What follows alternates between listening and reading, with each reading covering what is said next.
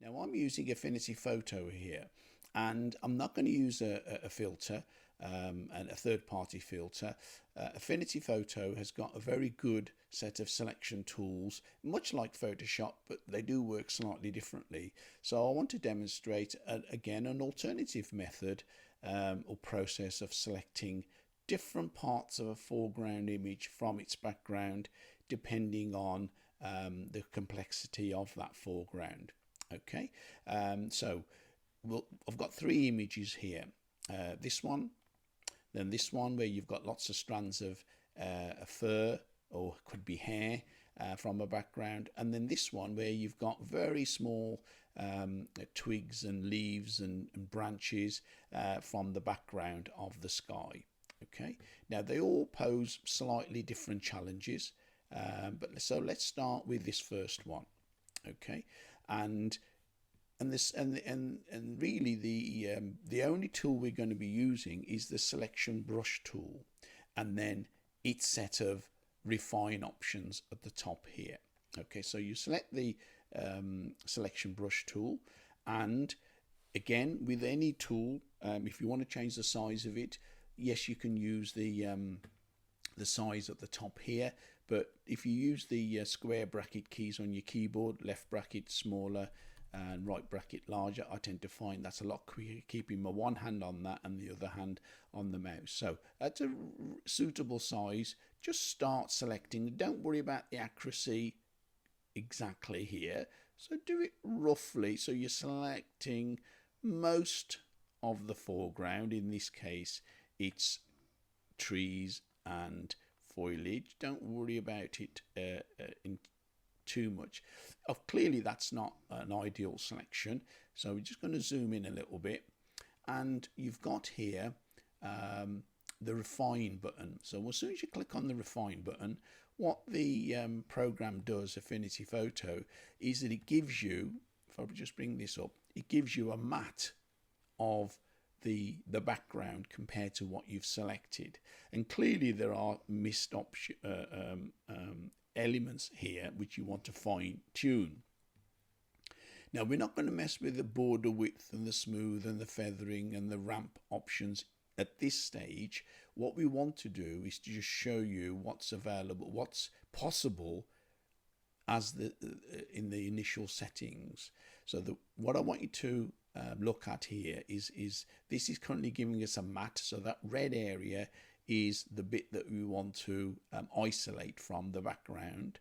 Then we got foreground, background and feathering. We're not going to look at feathering just yet, but the foreground and background we will be looking at that. Okay, so essentially you've got the tool still selected, and what you do is you're refining the selection. So as you paint in small sections over the foreground, it will sample those pixels compared to the background and refine the selection. Now you might not be able to tell just yet, but once we zoom in, you'll be able to see that in fact this simple method does in fact refine the selection so well that you probably don't need to do anything else. Okay, but I will show you a couple of other methods as well. So that's, you can start seeing now the red is coming through, and where it's still a little bit got that yellowish tinge, which means it hasn't quite selected it properly, you can go over it again. And of course if you get it wrong, if it doesn't quite work, you can go back and undo it. Okay, so here we go. That's pretty much done it. So that fine tuning it, and to check that if it's done really well, what you can do is on the overlay, currently we're in overlay, which is the matte. If you put it as a black matte, it makes the background that you're selecting from black. Well, that's obviously not enough contrast because the foreground's already dark.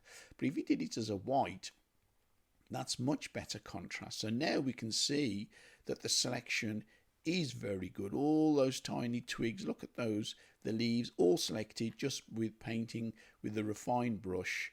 And there's a little bit of area there, look, where I could paint over it, and it'll do another selection, and it'll, there we go, and that's improved it quite a lot. Once it's selected, just center it, just do Command and 0 or Control and 0 on a PC. You can, let's just go back to overlay so we're keeping consistent. At the bottom here, what do you want the output to be once you've done your selection? You can just do apply and it'll just do a selection, and then you can cut and paste it or make adjustments to that selection as you see fit. But one of the really good options here is if you say the output should be a new layer with mask, then click apply. Then in the layers palette on the right hand side in a moment, what you'll see is there's your original background. If you just show you that, put that back on, that's your original image. But what it's actually given us is a selection on a clear background. Okay, so it's actually given us a matte already ready to do whatever we want to do. And again, if we zoom into that, you can see all those individual twigs and leaves have been selected. Okay, so that's that particular image. Let's go on to the next image. This is a typical image that you'd be selecting of hair and fur on animals or people, so or Wookiees as the case may be. So again, I've got the selection brush tool again. When it's a large area initially, increase the size of the brush and do a very quick, and all I'm doing is I'm pushing the selection to the edges, and as you get to the edges, then reduce the size of the brush so that what you're doing is you're just fine-tuning. You don't worry about the edges just yet. We'll get to those, and those strands of hairs we don't want to worry about. Okay, so that's a rough selection. You can see there are hairs out of the range which haven't been selected, but this is where the refine option comes in. So again, click on refine, and taking the size of the brush appropriately, first thing to do is to go around the edges, and it'll then fine-tune the edge of that selection. So just paint a small section at a time. This is very similar to other programs. And then over the top, and it'll, so you can see there it actually did a much better selection. Then there, then all the way down, say there, and then over that edge. Okay, and then what we're going to do is to just go over the strands as well. So decrease the size of the brush a little bit. So this will now select those strands as well.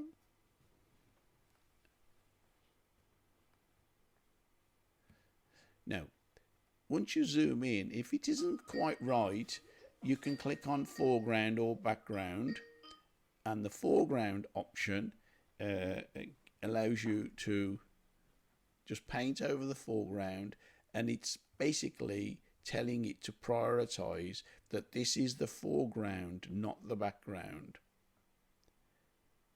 And you don't need to go over it with a fine tooth comb, you just need to roughly tell it, as you can see here, there. So it means that you're not missing any of the foreground pixels, and it just fine tunes the edge. See there, here, so if I just paint it there, it'll tell you now that's not right. So that we go to background, reduce the size of the brush, and what we're saying is that is the background. So it'll do another selection, and then it'll clean that matte up a little bit. Can you see that? Now we could just go back to matte again and refine the edge of that matte. That's better.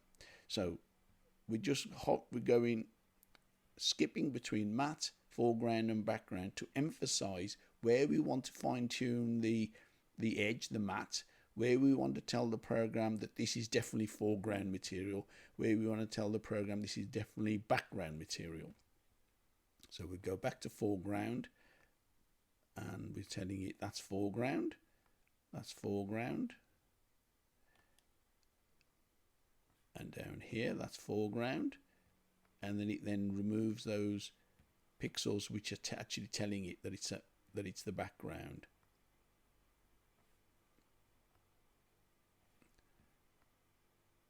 There we go.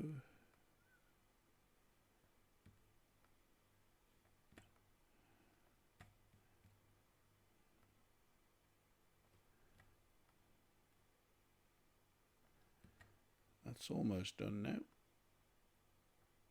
So we'll just go over this bit here, telling it's the foreground.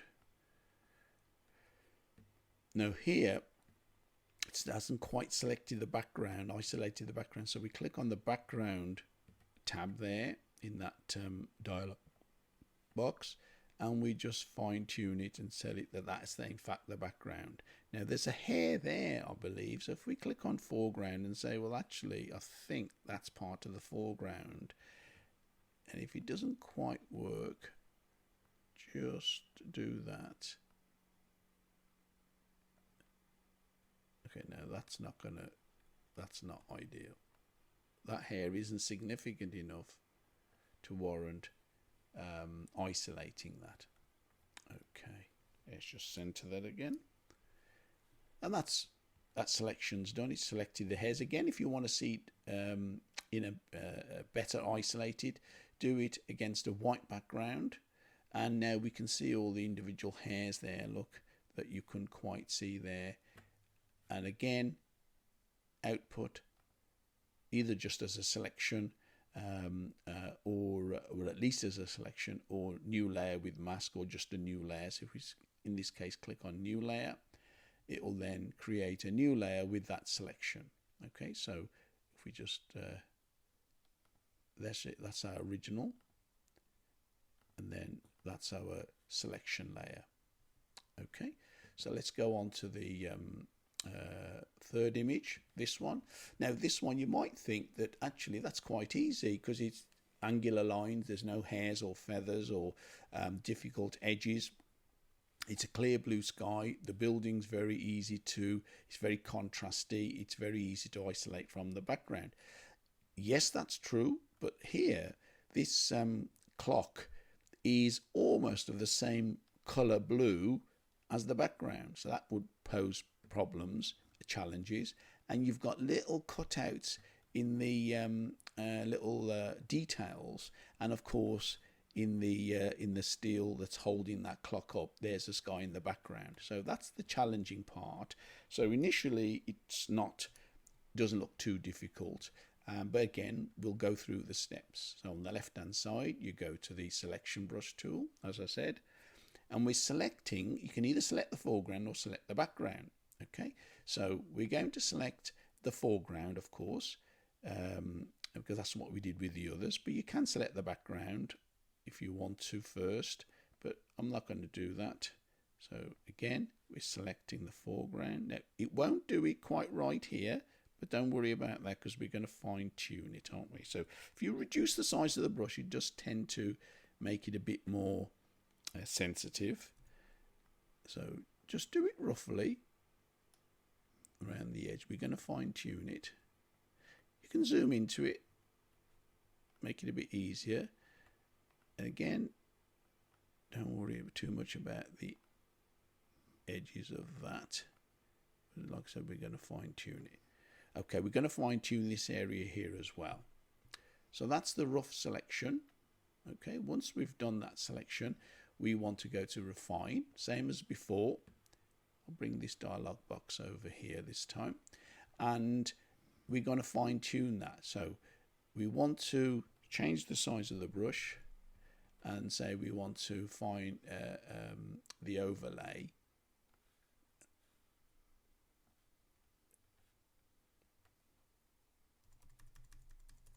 So just changing the size of the brush. So again, go around the edges of your selection to make sure that it's selecting the edge, even though it probably did it pretty well.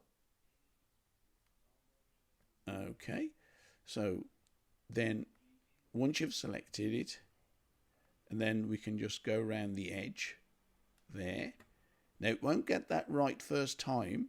I know from experience that it won't, but you can certainly give it a go. See, it's actually not selected that very well at all. But what we can do is when we zoom in, if you tell it that that's the foreground, so click on foreground and just paint over the foreground, so make sure there's no pixels selected that shouldn't be.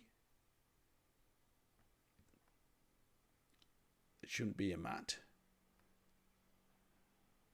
Okay, so we're just going to, again, and the good thing about this particular tool is that you don't have to paint it accurately. You just need to be roughly to the edge, but not quite, and it picks up those pixels that it thinks are the foreground. Now we can now see a little bit of blue spill there, which you don't want. So what you want to go to now is background, and then literally just paint on the background and say what you're telling it is that is definitely the background, and you're not going right to the edge of the object. You're just outside the edge, and it will pick it up really well. Now when you look at it, you can see, okay, we can fine tune that, but it's certainly much better than it was before.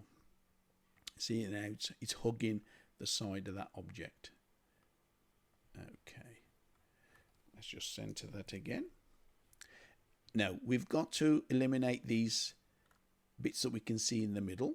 Okay, so we've got to tell it that that is the background. Okay, so we've got background selected. Again, adjust the size of the brush. You don't need to paint it accurately.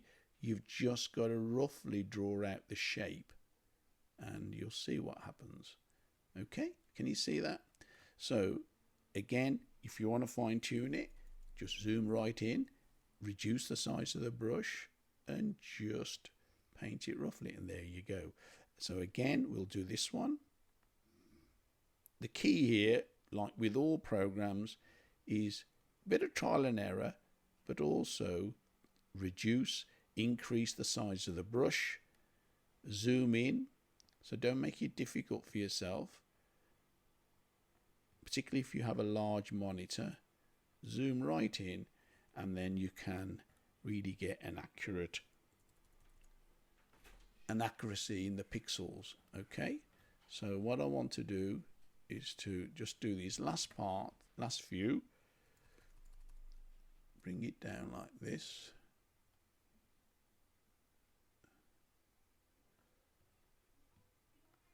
There we go.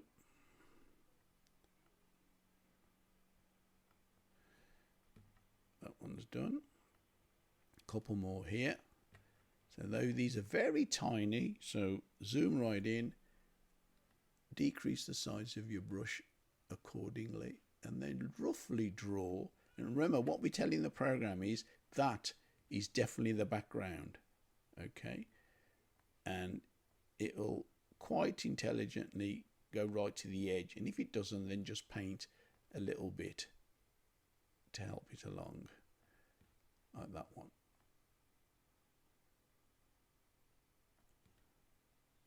And that's of course without changing these parameters here, because by changing these parameters you can fine tune it even more, but we're not going to go into that here. That's something that you can explore and find out for yourselves. Okay, so what originally seemed like an easy selection, you can see that it's actually quite involved. Okay, so the last part really is this up here to make sure is that little architectural feature, actually that's selected it quite well. I don't need to do anything there, I don't think. Let's just make sure. No, I think that's fine. But if that wasn't quite right, you could just go to say that's foreground and just paint there, and it'll just make sure that it has selected it, identified it as foreground. That is quite difficult, of course, because of the very small nature. It's at an angle, and it would have a difficulty in determining that that was foreground. Okay, again, if you want to see it, the background in contrast to the foreground, instead of using overlay here, do it as a white matte, so that the background is white and the foreground is the original color. And you can see those cutouts in between. That steel support is perfect now. And then, of course, again, how do you want to output that selection? We can do it as a new layer with mask, or just mask. So let's just do just mask this time. Click apply, and of course you've got your original layer and you've got the mask already there, rating for you to obviously apply other effects or to isolate that foreground object, and so on. So those are just 3 examples of 3 quite different images, quite complicated in their own way, to isolate a foreground object from its background. And of course, once you've isolated a foreground object, you can just reverse the selection or invert the selection, and that effectively then you've got the background selected. So it's the selecting part that we're looking at here. So this particular tool here, the selection brush tool, combined with the refine option, really is very, very very accurate and very effective in selecting parts of an image. I hope that's helpful.